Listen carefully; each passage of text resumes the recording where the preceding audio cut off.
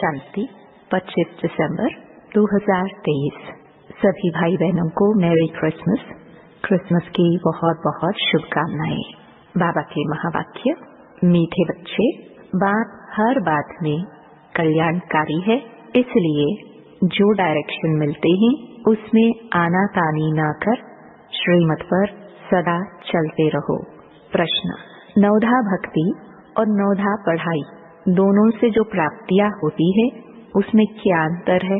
उत्तर: नवधा भक्ति से सिर्फ साक्षात्कार होता है। जैसे श्री कृष्ण के भक्त होंगे तो उन्हें श्री कृष्ण का साक्षात्कार होगा, रास आदि करेंगे, लेकिन वे कोई वैकुंठपुरी व श्री कृष्णपुरी में नहीं जाते। तुम बच्चे नवधा पढ़ाई पढ़ते हो जिससे तुम्हारी सब मनोकामनाएं पूरी हो जाती हैं। इस पढ़ाई से तुम वैकुंठपुरी में चले जाते हो। गीत: आज नहीं तो कल। ओम शांति। यह किसने कहा कि घर चल? किसका बच्चा रूठ कर चला जाता है तो मित्र संबंधी आदि उनके पिछाड़े जाते हैं, कहते हैं रूठे क्यों हो, अब चलो घर। यह भी बेहद का बाप आकर सब बच्चों को कहते हैं, बाप भी है, दादा भी है, जिस्मानी भी है तो रूहानी भी है। कहते हैं, हे बच्चे अब घर चलो, रात पूरी हुई है, अब दिन होता है। यह हो गई ज्ञान की बातें। ब्रह्मा की रात, ब्रह्मा का दिन, यह किसने समझाया? बाप बैठ ब्रह्मा और ब्रह्मा कुमार कुमारियों को समझाते हैं। आधा कल्प है रात, अर्थात पतित रावण राज्य अथवा भ्रष्टाचारी राज्य, क्योंकि आसुरी मत पर चलते हैं। अब तुम श्रीमत पर हो। श्रीमत भी है इनकॉग्निटो। हम जानते हैं बाप खुद आते हैं, उनका रूप अलग है, रावण का रूप अलग है। उनको 5 विकार रूपी रावण कहा जाता है। अभी रावण राज्य खलास होगा, फिर ईश्वरीय राज्य होगा। राम राज्य कहते हैं ना, सीता के राम को नहीं जपते हैं, माला में राम राम जपते हैं ना, वह परमात्मा को याद करते हैं जो सर्वथा सदगति दाता है, उनको ही जपते रहते हैं। राम माना गॉड। माला जब जपते हैं तो कभी कोई व्यक्ति को याद नहीं करेंगे, उनकी बुद्धि में दूसरा कोई आएगा नहीं।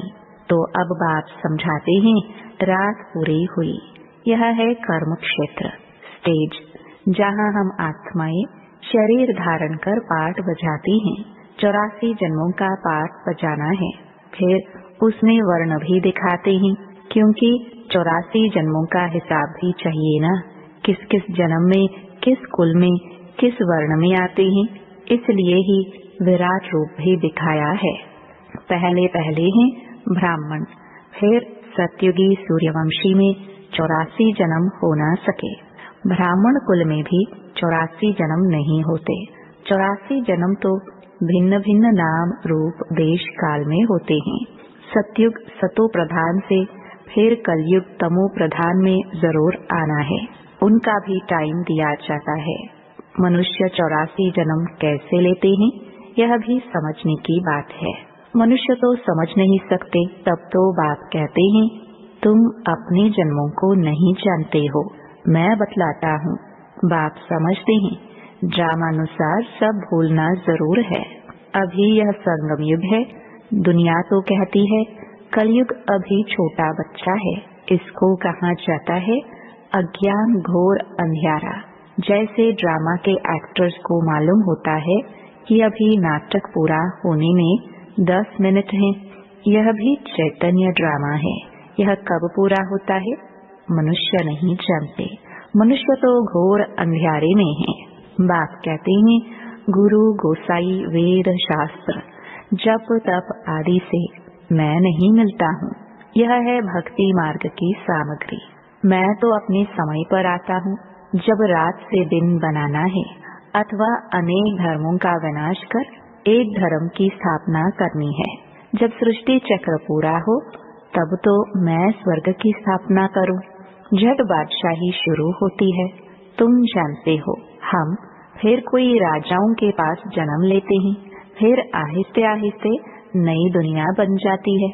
सब कुछ नया बनाना पड़ता है। बाबा ने समझाया है, आत्मा में पढ़ाई के संस्कार व कर्म करने के संस्कार रहते हैं।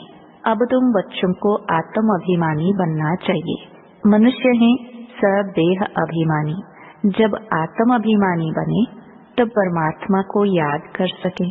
पहले पहले है आत्म अभिमानी बनने की बात। कहते भी सब हैं कि हम जीव आत्मा हैं। यह भी कहते हैं आत्मा अविनाशी है, यह शरीर विनाशी है। आत्मा एक शरीर छोड़ दूसरा लेती है, इतना भी कहते हैं, परंतु इस पर चलते नहीं। अभी तुम जानते हो आत्मा निराकारी दुनिया से आती है, उसमें अविनाशी पाठ है। यह बाप बैठ समझाते हैं, पुनर्जन्म लेते हैं। ड्रामा तो हूबहू रिपीट होता है। फिर क्राइस्ट आदि सबको आना पड़ेगा। अपने अपने समय पर आकर धर्म स्थापन करते हैं। तुम्हारा अभी यह है संगम युगी ब्राह्मणों का धर्म, वह है पुजारी ब्राह्मण। तुम हो पूज्य। तुम कभी पूजा नहीं करेंगे, मनुष्य तो पूजा करेंगे। तो बाप समझाते हैं यह कितनी बड़ी पढ़ाई है, कितनी धारणा करनी पड़ती है। विस्तार से धारणा करने में नंबरवार हैं। नक्शल में तो समझते हैं बाबा रचता और यह उनकी रचना है। अच्छा, यह तो समझते हो ना बाप है। बाप को सब भक्त याद करते हैं। भक्त भी हैं, बच्चे भी हैं। भक्त बाबा कह पुकारते हैं। अगर भक्त भगवान हैं तो फिर बाबा कह किसको पुकारते हैं, ये भी समझते नहीं। अपने को भगवान समझ बैठ जाते हैं।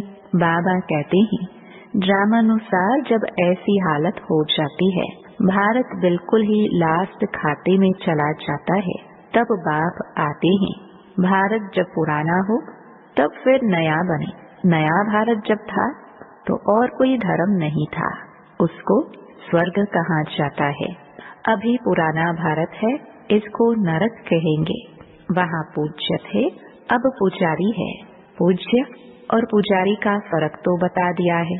हम आत्मा सो पूज्य, फिर हम आत्मा सो पुजारी। हम सो ज्ञानी तो आत्मा, हम आत्मा पुजारी तो आत्मा। आप ही पूज्य, आप ही पुजारी। भगवान को नहीं कहेंगे, लक्ष्मी नारायण को कहेंगे। तो यह बुद्धि में आना चाहिए कि वह कैसे पूज्य और पुजारी बनते हैं। बाप कहते हैं कल्प पहले भी मैंने ऐसे ही ज्ञान दिया था, कल्प कल्प देता हूँ। मैं आता ही हूँ कल्प के संगम युग पर। मेरा नाम ही पतित पावन है। जब सारी दुनिया पतित होती है तब मैं आता हूँ। देखो यह झाड़ है, इसमें ब्रह्मा ऊपर में खड़ा है। पहले आदि में दिखाते हैं, अभी सब पिछाड़ी में है। जैसे ब्रह्मा पिछाड़ी में प्रत्यक्ष हुआ है, वैसे वह भी पिछाड़ी में आएंगे। जैसे क्राइस्ट है तो वह फिर अंत में आएगा, परंतु हम पिछाड़ी यानी डाल के अंत में उनका चित्र नहीं दे सकते हैं, समझा सकते हैं।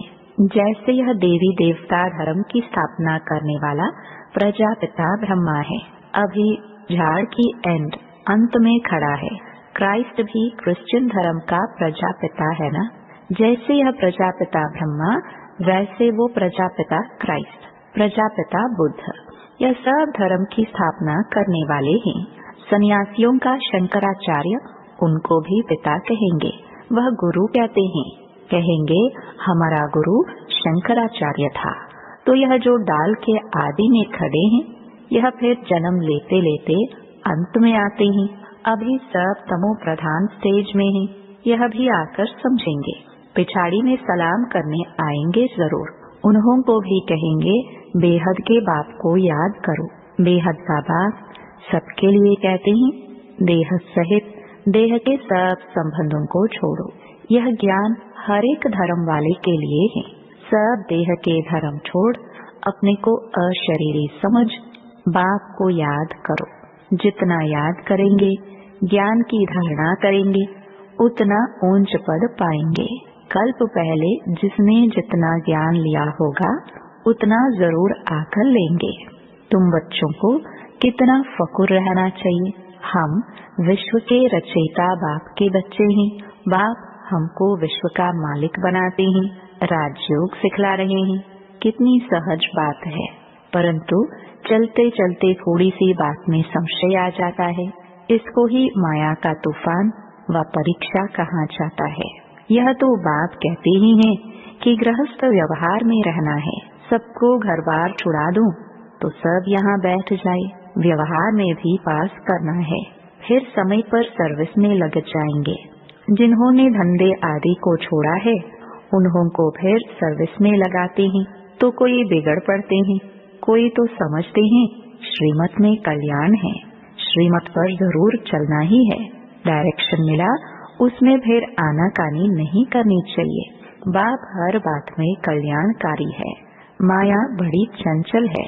बहुत हैं जो समझते हैं ऐसे रहने से तो कोई धंधा आदि करे, कोई समझते हैं शादी करे। बुद्धि चक्कर खाती रहती है, फिर पढ़ाई को छोड़ देते हैं। कोई तो बाप से गारंटी करते हैं हम श्रीमत पर जरूर चलेंगे। वह है आसुरी मत, यह है ईश्वरीय मत। आसुरी मत पर चलने से बहुत कड़ी सजाएं खाते हैं। जिन्होंने फिर गरुड़ पुराण में डराने की रोचक बातें लिख दी हैं, जिससे जास्ती पाप न करे, परंतु फिर भी सुधरते थोड़े हैं। यह सब बाप समझाते हैं। ज्ञान का सागर कोई मनुष्य नहीं हो सकता। ज्ञान का सागर नॉलेजफुल बाप समझा रहे हैं तो समझते हैं, वह फिर समझाते हैं, कहते हैं यह ठीक बात है, हम फिर आएंगे। बस प्रदर्शनी से बाहर निकले और खलास। हाँ, कोई 2-3 भी निकले तो भी अच्छा है। प्रजा तो बहुत बनती रहती है। वर्षा पाने लायक कोई मुश्किल निकलते हैं। राजा रानी के 1-2 बच्चे होंगे, उनको राजकुल का कहेंगे। प्रजा तो कितनी ढेर होती है। प्रजा तो झट बनती है, राजाए थोड़े बनते हैं। 16,108 त्रेता के अंत में जाकर बनते हैं। प्रजा तो करोड़ों की अंदाज में होगी। यह समझने की बड़ी विशाल बुद्धि चाहिए। हम पारलौकिक बाप से वर्षा ले रहे हैं। बाप का फरमान है, मुझे याद करो और वर्षे को याद करो। मन मना भव और मध्याजी भव। स्वर्ग है विष्णुपुरी और यह रावणपुरी, शांति धाम, सुख धाम और दुख धाम। यह बाप समझाते हैं। बाप को याद करने से अंतमति सोगति हो जाएगी। भक्ति मार्ग में समझो श्री कृष्ण को याद करते हैं, परंतु ऐसे नहीं कि श्री कृष्णपुरी में पहुंच जाएंगे। नहीं, करके श्री कृष्णपुरी में जाकर ध्यान में रास आदि करके लौटेंगे। वह है नवधा भक्ति का प्रभाव, जिससे उनको साक्षात्कार हो जाता है, मनोकामना पूरी हो जाती है। बाकी सत्युग तो सत्युग है, वहाँ जाने लिए फिर नवधा पढ़ाई चाहिए, नवधा भक्ति नहीं। पढ़ते रहो, मुरली जरूर पढ़नी चाहिए। सेंटर में जरूर जाना है, नहीं तो मुरली लेकर घर में जरूर पढ़ो। कोई को कहा जाता है सेंटर जाओ, हर एक के लिए अलग अलग है, सबके लिए एक बात नहीं हो सकती। ऐसे नहीं, बाबा कहते हैं दृष्टि देकर खाओ तो बस, परंतु बाबा कहते हैं लाचारी हालत में और कुछ नहीं कर सकते तो दृष्टि देकर खाओ। बाकी सबके लिए थोड़े बाबा कहेंगे। जैसे बाबा कोई को कहते हैं बायोस्कोप में भले जाओ, परंतु यह सबके लिए नहीं है। कोई के साथ जाना पड़ता है तो उन्हें भी नॉलेज देनी है। यह हद का नाटक है, यह बेहद का नाटक है, तो सर्विस करनी पड़े। ऐसे नहीं सिर्फ देखने के लिए जाना है, शमशान में भी जाकर सर्विस करना है। अच्छा, मीठे मीठे सिखिलदे बच्चों प्रति माता पिता बाप दादा का याद प्यार और गुड मॉर्निंग। रूहानी बाप की रूहानी बच्चों को नमस्ते। धारणा के लिए मुख्य सार। पहला, बाप की हर बात में कल्याण है, यह समझ निश्चय बुद्धि होकर चलना है। कभी भी संशय में नहीं आना है। श्रीमत को यथार्थ रीति समझना है। दूसरा, आत्म अभिमानी रहने का अभ्यास करना है। ड्रामा में हर एक्टर का अनादि पात्र है, इसलिए साक्षी हो देखने का अभ्यास करना है। वरदान, सदा सेफ्टी की लकीर के अंदर परमात्म छत्र छाया का अनुभव करने वाले मायाजीत भव। बाप और आप, यही सेफ्टी की लकीर है। यह लकीर ही परमात्म छत्र छाया है। जो इस छत्र छाया की लकीर के अंदर है, उसके पास माया आने की हिम्मत भी नहीं रख सकती। फिर मेहनत क्या होती, रुकावट क्या होती, विघ्न क्या होता, इन शब्दों से अविद्या हो जाएगी। सदा सेफ रहेंगे, बाप के दिल में समाये रहेंगे। यही सबसे सहज और तीव्र गति में जाने का व मायाजीत बनने का पुरुषार्थ है। स्लोगन, दिव्य गुणों के सर्व अलंकारों से सजे सजाए रहो तो अहंकार आ नहीं सकता। ओम शांति।